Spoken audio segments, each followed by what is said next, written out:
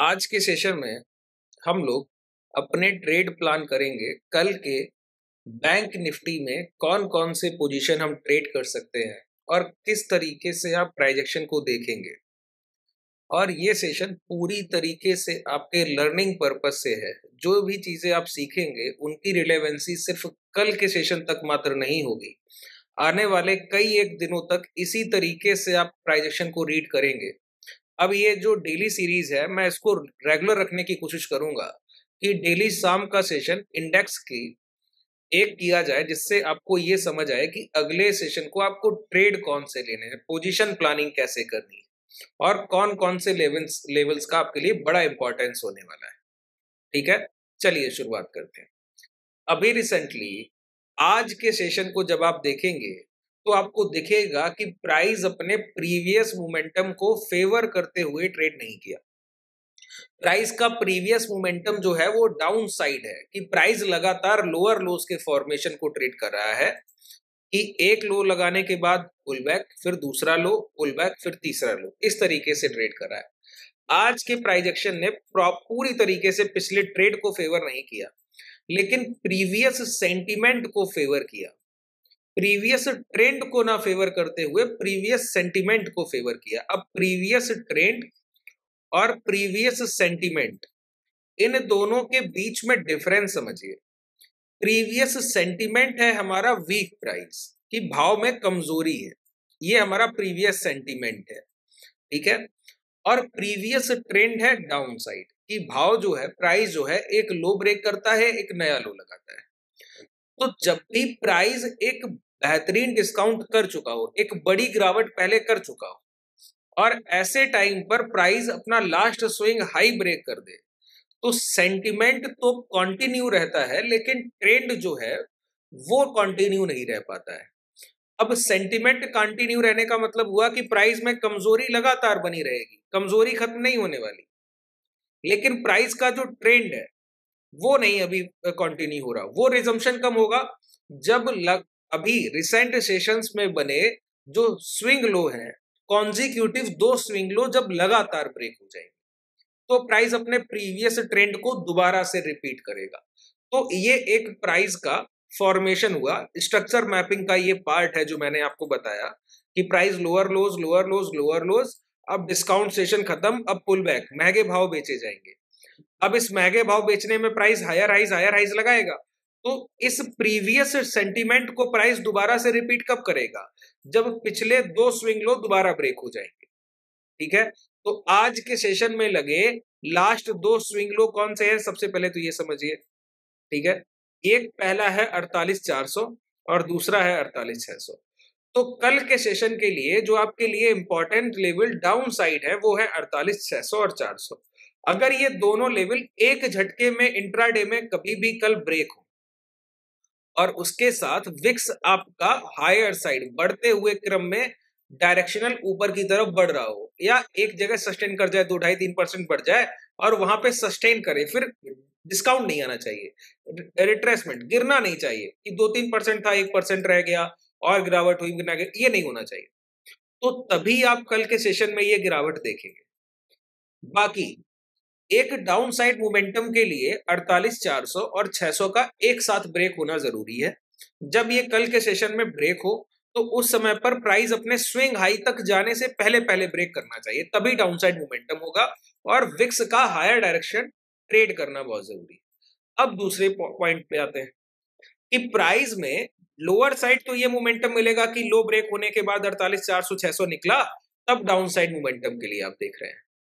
लेकिन प्राइस ने आज पूरे सेशन अपने प्रीवियस स्विंग लो को सेफ रखा है।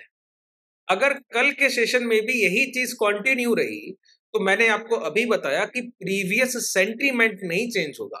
प्रीवियस सेंटीमेंट क्या है? वीक प्राइस, भाव में कमजोरी है, वो आपको डायरेक्टली दिखेगी कि प्राइस जैसे ही गैप अप करके एक हाई लगाया ना, तो वहां से एक करेक्शन दिया 48,400, ये क्या हाई है 48,700, पहला करेक्शन प्राइस को लेके 48,400, फिर प्राइस गया 48,800, फिर करेक्शन दिया 48,450, फिर प्राइस हाई के पास गया, वहां से करेक्शन दिया, करेक्शन क्या दिया 48,600। ठीक है, यहां 48,900 से 600।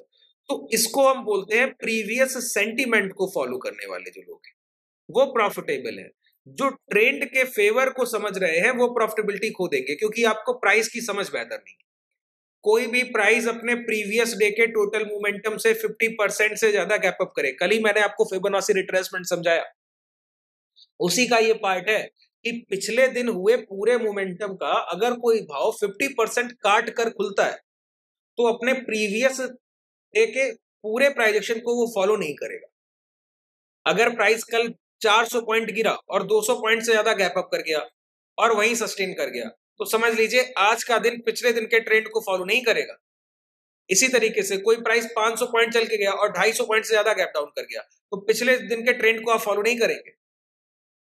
ठीक है, तो वही कि जितना कल गिरावट हुआ, देखिए मैं आपको दिखाऊं, इन चीजों पे थोड़ा ध्यान रखा कीजिए सर। ये प्राइस ओपन कहां होता है, देखिए ये 0.5 का लेवल है और प्राइस 0.5 के अबव यहाँ पे ओपन होता है 48,260 पे और पहली कैंडल बनाता है। तो समझ जाइए प्रीवियस डे के सेंटिमेंट को आप यहाँ पे फॉलो नहीं करेंगे।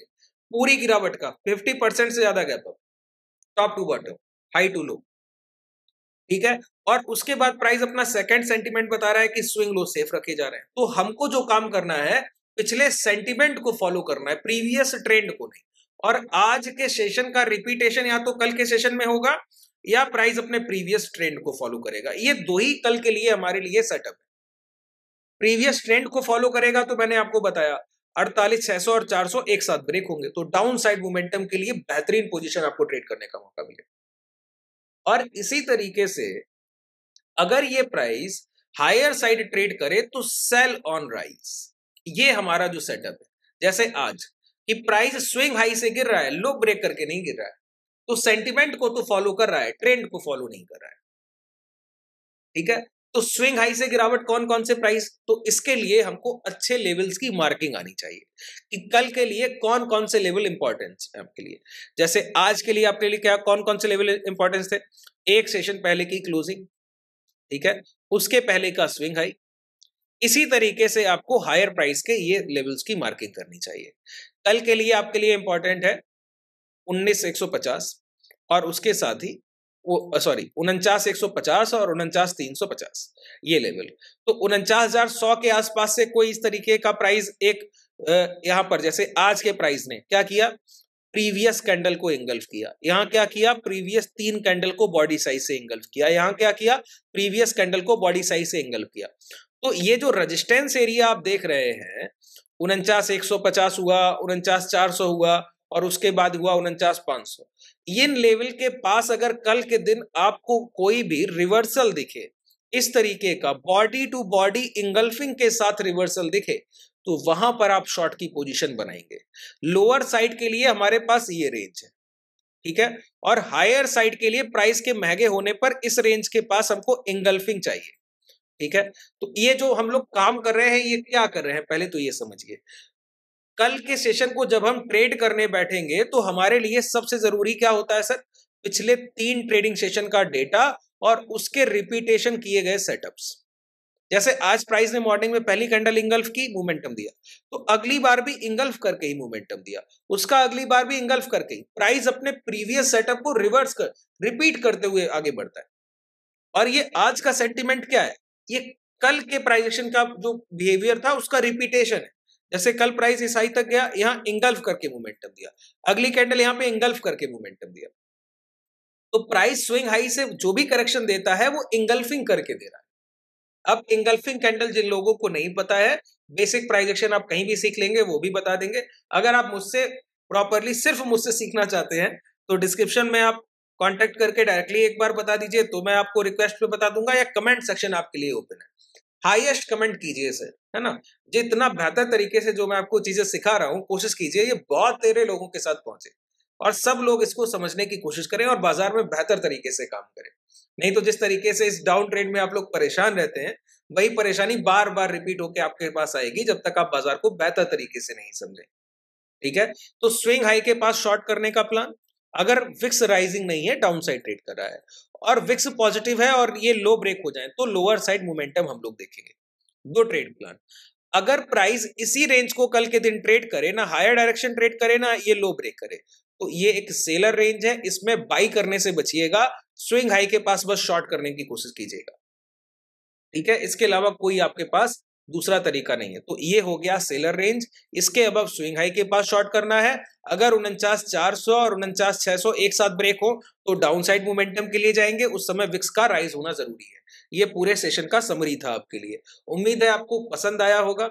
अब इस सीरीज को अगर आप लोग कंटिन्यू चाहें तो इसके लिए भी कमेंट सेक्शन में जितना आप लोग कमेंट करेंगे सर, उतना मुझे और ज्यादा कॉन्फिडेंस मिलेगा आप लोगों को सिखाने के लिए। शुभ रात्रि, धन्यवाद।